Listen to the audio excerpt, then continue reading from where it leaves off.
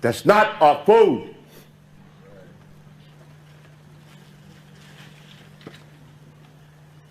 It's clear, isn't it? Of course it is. It's very clear. So yes, so when you go abroad and you tell folks, when I met Dr. Sebi, I heard him say he cure AIDS. How did he cure AIDS? He removed the mucus from the system and built the body back up. But they say what? It's virus. No, never been. It's mucus. One of the things that we found in the treatment of AIDS is this. Two things we have to do simultaneously.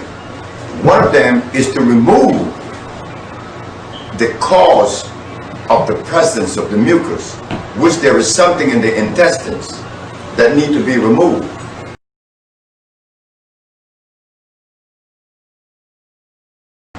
Simultaneously, we have to nourish the body back to health, which requires two substances. It's a compound of calcium and the other is iron. But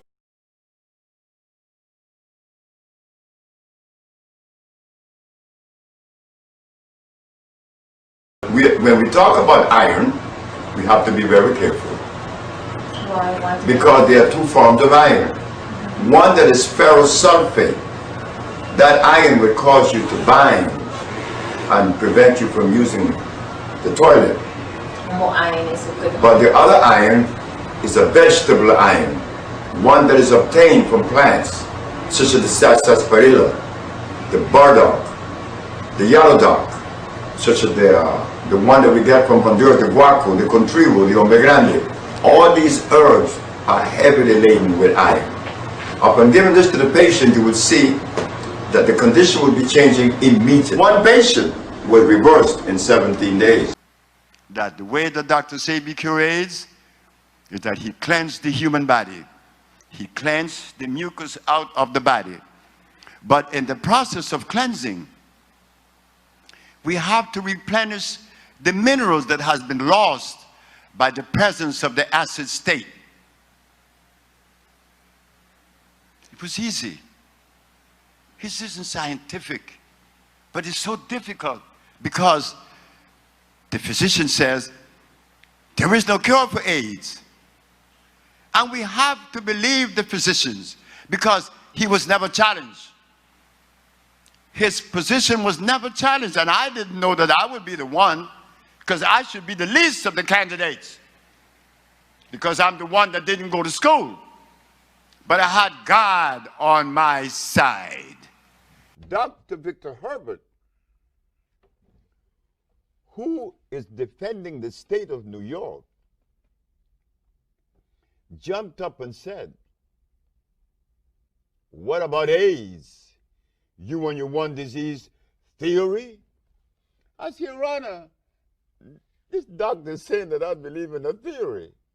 I am the last individual on earth that could believe in a theory. I do not lend myself to theories or philosophy. Either I know or I don't know. Okay. He's talking about theories. Yeah. You talking about the real deal. I'm talking about reality, not theories, not philosophy. So please share with this. So she said, and what about AIDS? Yeah. So, well, he asked about what about AIDS? He want to know where the mucus. I said, Your Honor, have you been to an AIDS ward? She said, yes. I said, what is it that the AIDS spits up every 5 minutes? She said, mucus. Where is the mucus? It's in the skin, it's in the blood, and the lymphatic system that makes up the immunological system. That is where you find the mucus, Mr. Victor Herbert. Scourge that, has just run rampant, through the world. AIDS.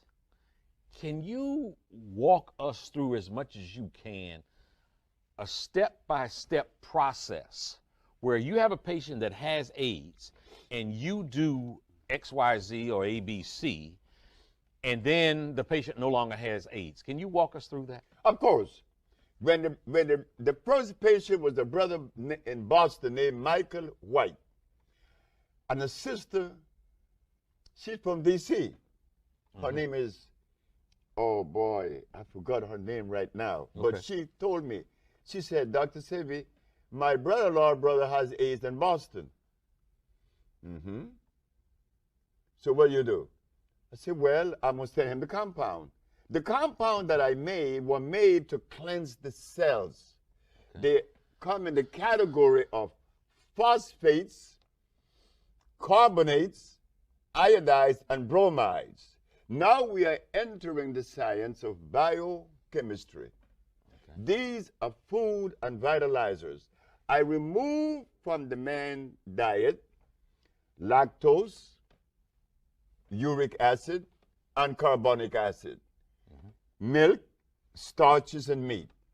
By removing these things from his diet and then cleansing his cells, he began to see recovery in 24 hours. And so it went. They kicked him out of the hospital 2 weeks later. Memorial Hospital in Boston, Dr. Bonanno. Then there was a young man in D.C. Zelma Peterson is her name. Zelma Peterson. She was the one that introduced me to my second AIDS patient, and from then it was all the way alive. Okay. Well, let me ask you this question.